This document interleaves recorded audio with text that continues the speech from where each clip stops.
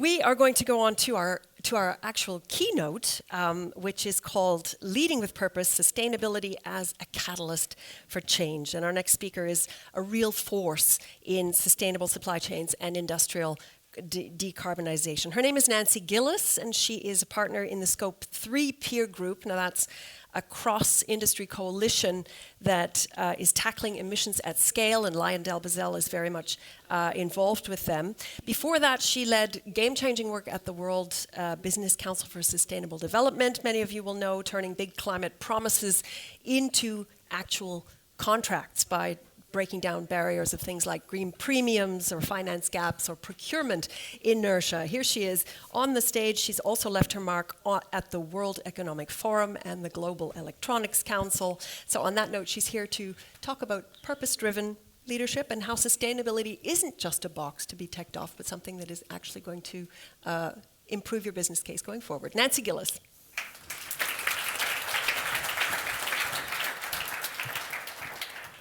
Thank you, Karen, for that incredibly kind introduction.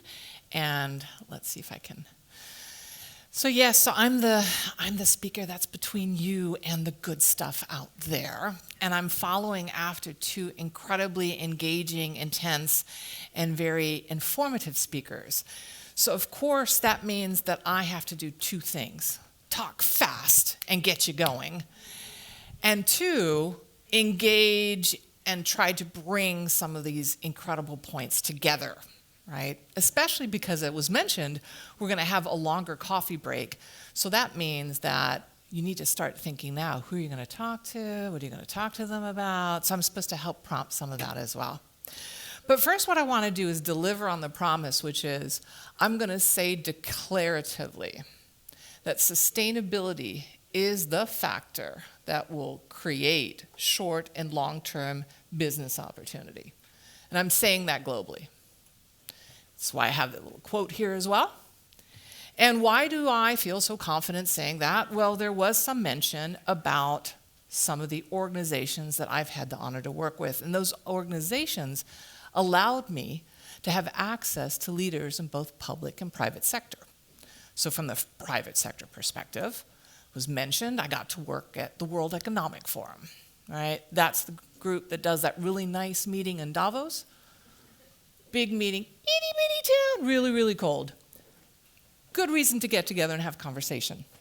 And there I led something called the First Movers Coalition, which is about now 101 companies, the CEOs who come together, and they talk about how are we going to create the markets, as was just talked about, how do we create the markets for the new, clean, innovative technologies that we want to see.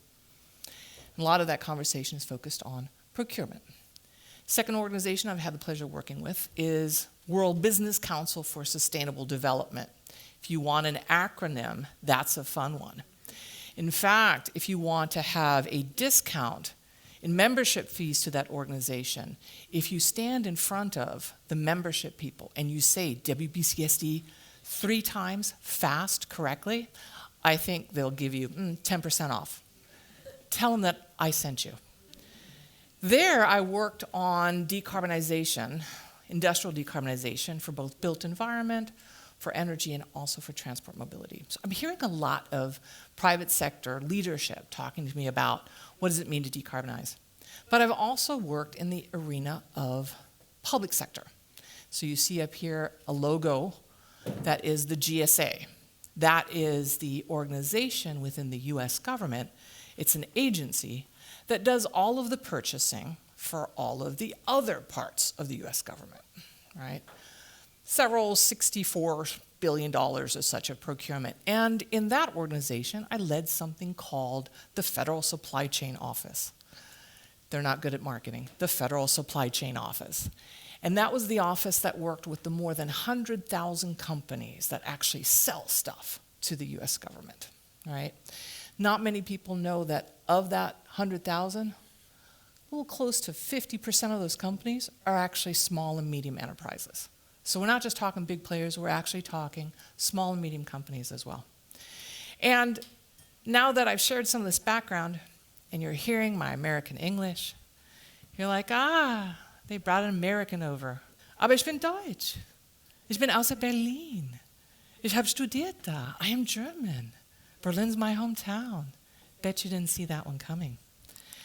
So what I'm able to hopefully do with you today is to talk a little bit about both an EU and a US perspective of the delivery of my declarative statement that sustainability is the leverage point for short, medium, and long-term business success moving forward. So let's talk a little bit about what those perspectives are. Let's first, the elephants in the room. We've heard about those elephants, right? One of them would be, I don't know, are we in a totally different environment than we were 6 months ago? Hold up your hand. Who says, oh, no, I saw all of this coming? Because I want to stand next to you and see when you're playing lotto and get your numbers. Yes, there have been just a little bit of the shifts, and we've heard some of those conversations already happening. One of the first shifts, the US policy. And here, you want to talk about a shift. So 6 months ago, right, we had a government that put the largest sustainability carrot into the market, the $80 billion of IRA. Num, trying to get the EU to do its own version of that, right? Clean industrial deal, 100 billion euros. Where's that carrot now? Whoop, no carrot. Of the 80 billion, probably about 37 billion might be delivered, right? Still not small. Additionally, what has the US government done as well? Well, that cutting back, I think the first executive order that the Trump administration put out was one that said, titled, terminate the Green Deal. Doesn't leave any question where that's going to go. But it's not just the change that's been happening in the US. Here we hear it in the EU as well, right? So it was talked in greater depth by David about the omnibus and what that means. 3 basic things, right? One thing, reporting. Who here, of course, has been active with your teams on reporting and you're loving that reporting? Oh, yeah. Person not to talk to over the next break, okay? He's obviously had too many cappuccinos this morning. But, so the reporting deadline pushed back to about 2028. Depends on who you ask, actually. That might be a good thing because it is accompanied by, questionable, the reduction in data points, right? The streamlining. Now, for some, and we'll talk about this, reducing what you need to report on could be good if especially what's been happening is you are reporting for reporting's sake. And sadly, I would say that many organizations that I've talked to, that's what it's been. You hire many more people than you ever wanted to just figure out how to answer the right things and be darned if you were ever going to do anything with it because you don't have enough money to hire somebody else to help you to do something with it. So if it reduces that, that's great. If it, though, reduces it so much to where you don't get the data for it to be actionable, not so good. So the jury's out. But then also there was the who's it applicable to, right? Right sizing for companies as well. And it's not only in the EU that we saw a change in the reporting. Of course, the Securities Exchange Commission, the SEC, has rolled back and has decided not to enforce their climate disclosure rule either, right? So, wow, you're seeing a whole administration change. You're seeing reporting and such. Some of the plastics conversation we just had sounds really downer. I'm sorry. But no, it is not, right? And as I shared with you, I'm a German, so by definition, I'm not a happy person. Okay? Right? I'm a detailed one, though. I'm an honest one, right? And so from that perspective, I do want to say that sustainability continues to be important. And there's some interesting reasons behind that. First of all is we do continue to see some leadership. Now, you might not agree with the leadership, but the leadership that is there. And that, of course, is the inclusion of China here on this slide as well, right? Already started with solar, wind, right? We've got the movement that they're taking on electric vehicles, charging infrastructure, electrolyzers, and hydrogen fuel batteries, right? So they're starting, and as we heard earlier, potential to move even more. But then, as I say, this is not purely, even if one would think, something that industry is saying from the leaders that I've talked to is a bad thing. You're like, okay, then what are they doing? Well, let's talk about what they are doing. This is what I hear, okay? So, I hear void. No, I hear more.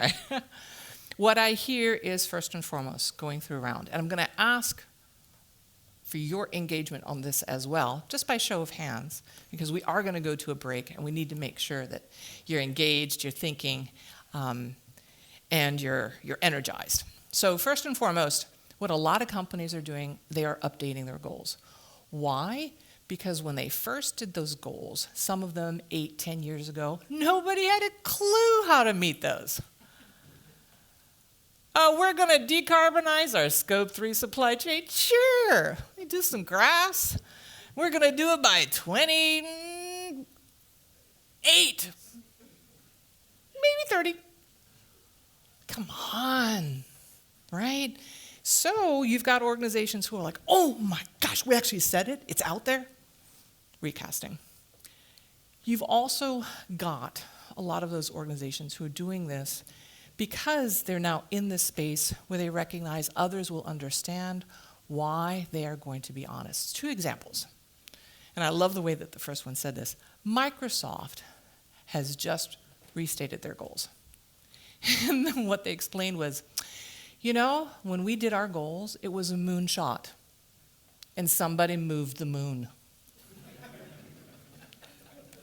Okay. I get you. So the flight's going to be a little longer and a little bumpier. We're good. But the focus is that what they have taken the time to do, with all humor aside, is now to really look at what do we need to change? What do we need access to be competitive in this incredibly changing environment? And what they've chosen to focus on is Microsoft, of course. They're looking at, especially from the AI and data centers, access to renewable energy, their built environment investments, and of course, the sustainability of their end products, right? They've restated that. Another organization is a bank. I was told to give broad examples. A bank, HSBC. Who does business with them? Okay. I mean, it's not like we just knowing this can hack in. So you're safe. You can say, yes, I did this. So they did even one better. They said, you know those goals for 2030? We ain't going to meet them. Not in 2040 either. Nuh-uh. 2050. We're going to give ourselves 20 years. Now, normally you would be like, oh my gosh. But 2 things different. One, they were honest about why in the environment now they can't meet what they set before. They set a goal that actually made sense. It may seem for us who are like, oh my gosh, but the planet's about to... But that's what I'm seeing industry doing, taking this space of this very interesting times to reset. Big caveat I want to give is they reset their goals for their own decarbonization, their own operations, not for their portfolio. All right, so they're still committed about what everybody else who's doing business with them is doing as well. For some of the others here, who here is paying attention, it seems like the crowd that's going to raise their hand, to the health and nature impacts of your products? This one really this is a given. This is where you can just take the opportunity to raise your hand. This is a yes. Thank you. I shouldn't like that shout out. Along with decarbonization, so what we're hearing a lot from industry players is that, of course, there's that big rise of nature-based biodiversity, especially if you're in the US now. It's not a good time to be talking about climate and carbon, but you still want to talk about something. We have a lot of conversation about nature. You start linking that with health and human impact. workforce impact. And so what we're seeing a lot is the integration of that. Now, not just in what you put out in a report, but also the teams within organizations, because it seems to be much more cost effective, and I can give you a solution that'll decarbonize. It'll play havoc with the environment, but it'll decarbonize. So trade-offs between environment, between social, between nature, very much what we're seeing. Enhanced collaboration. This sounds like another duh, but really, this is key. This is why you have such a large break that's going to come up, because you've been pulled together to start creating some of that peer group. That's why I shifted from WBCSD to work at something called the Scope 3 Peer Group. The emphasis is on peer. Things are moving so quickly. The benefit really is on learning from each other. So enhanced collaboration is a #1 watchword. I mentioned Davos. That's what Davos is. Having been there, but in the back area where it's nowhere near as nice and you can't eat the really good free food and you're running all the time, staff. And let me tell you, what it is something that other organizations are really maximizing, the opportunity to create this kind of effect of people coming together. So collaboration, key. Reporting for action. We talked about it. Reporting now, really doing less about reporting for reporting's sake, even though I'm still hearing many teams within organizations are just drowning in it. It really is now leveraging what you're hearing. And again, I'm working Scope 3, so I'm talking suppliers and supply chains and engagement. It's really looking for what are your suppliers telling you as opportunities, what are their challenges, in setting, how can you start investing in them to decarbonize and to make better decisions. So I hear that a lot. And then, who here tracks sustainability enough to know about the 1.5 degree goal? Right? Right?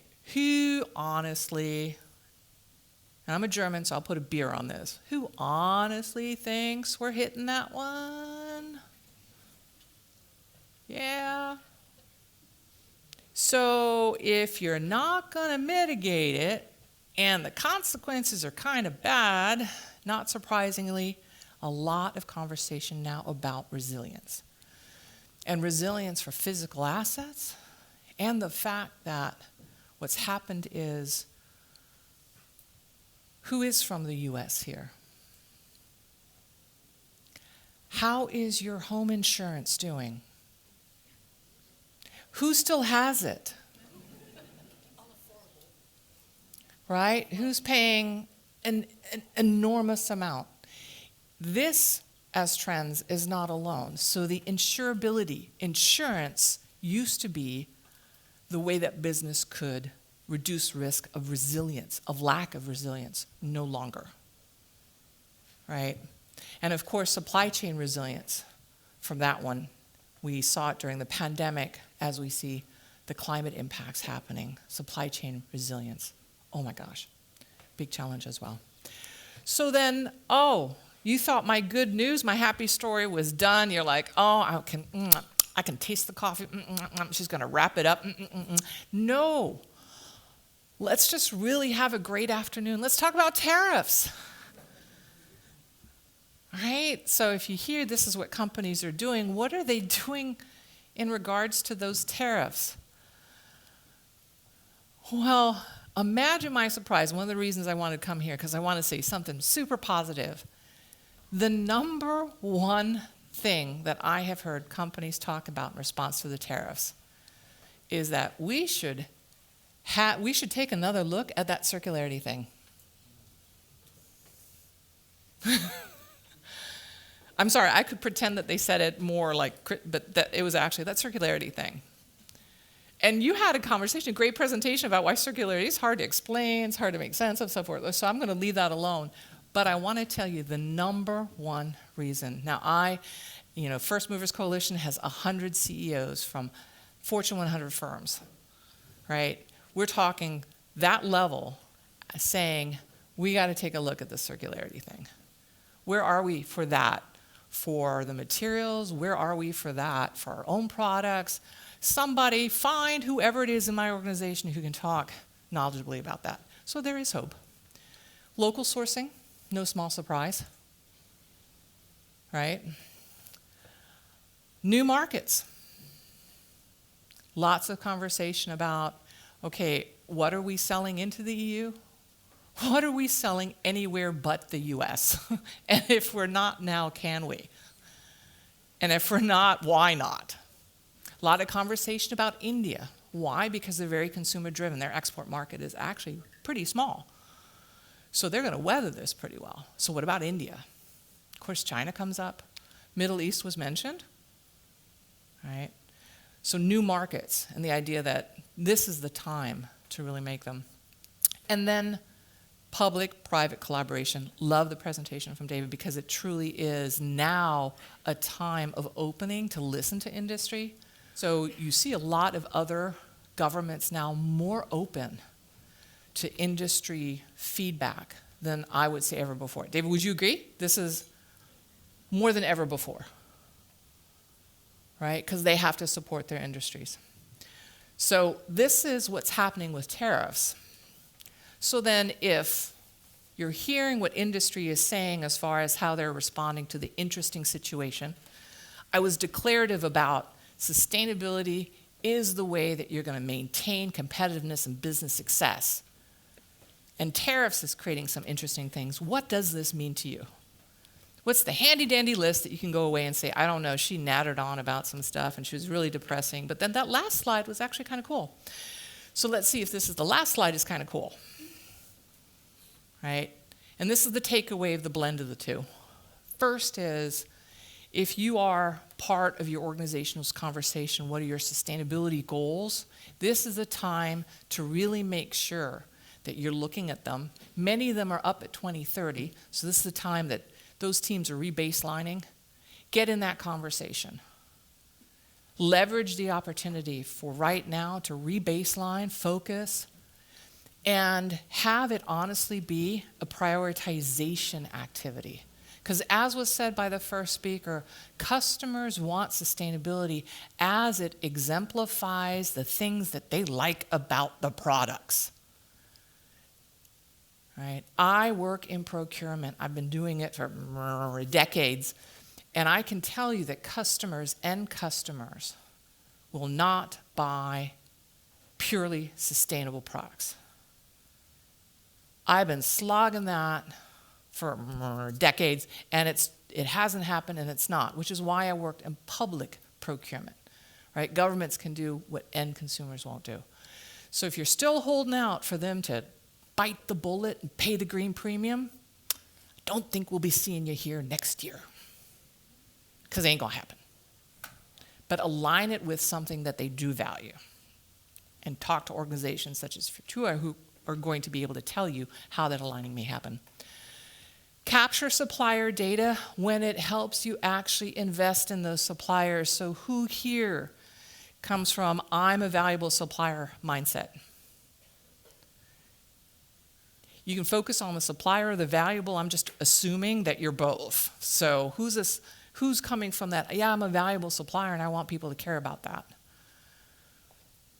Because from that perspective, that's what you ought to be telling your customer. Your customer, the companies I speak are more increasingly looking at the data as a way to engage in conversation with their valuable suppliers. I'm just going to go out on a limb, but I think if you're in this room and you're on the supplier side, the valuable is the given. So this is a great opportunity to actually start in that conversation. I've had the opportunity to engage in more supplier day presentations over the last 12 months than I ever had in my career before. Why? Because companies really do care, and they see that it is within that space that success or lack of it will happen. Because for many companies, their direct operations, the stuff that we call the scope 1 and the scope 2 in a decarbonization perspective, been covered. It's that scope 3. Identify collaboration opportunities. Again, I'm German, so I actually have a pin that says, "Don't hug me." It's real.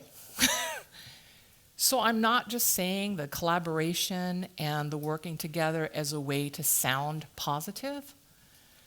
The change is so extreme right now. The need for investments so large that the only way this is going to happen is through collaboration. And it's no longer even just within necessarily your sector, it's your value chain, right? And that's, I hear a lot of conversation. I like to claim that the success of the First Movers Coalition had anything to do with what I envisioned, right? It's a program that actually leverages procurement as a draw function to create markets for new innovative technologies. Really what its value was, it allowed companies to talk to other companies where they would have looked a little weird picking up the phone and having that conversation before, but now having a reason to connect made it possible. And so you saw some very interesting out-of-the-box innovation, collaboration conversations happening. One in the area of aluminum, Ball Corporation, one of my favorite corporations. Why? Because they are focusing on creating a recycled decarbonization beer can. Right? Is this not the innovation we've all been waiting for? You guys aren't German. I don't see the big smiles in the way that, to me, I was like, now this is my business choice paying off. Embrace chaos for opportunities. I'm being honest here. It is just chaotic out there. In chaos, though, I'm a systems design modeler. In chaos, there's opportunity. That's why it comes right after the collaboration opportunities. Chaos will allow consideration of things that in steady state aren't possible, get dismissed too quickly, like that circularity thing. Or going into markets you would have never been able to because you couldn't quite make the business case you can now. So embrace that. This is an opportunity to talk with others and see what is possible. And then engage in the actual collaboration, right? Not only identify the opportunities, but truly do it. Which is the way that I'm supposed to start saying the wrap-up of, you're going to have this great time to talk amongst yourselves over caffeine, I hope. A little too early, even though if you were to ask me, it's never too early in this beautiful country of Italy to be drinking wine, but I don't believe that's going to be out there right now. But I would say that it's definitely an opportunity here for all of you to engage in collaboration. So my watchword was to get you to start thinking about, give you some feedback of what actual C-suites and industry are talking about. Keep it a little bit light. Make sure to keep you engaged. But you're not off the hook yet. Thank you so much for giving me your time and attention. I hope that this has been a bit helpful, that it has actually left you with some good takeaways, and it's been an honor and privilege to take up your time. Thank you again.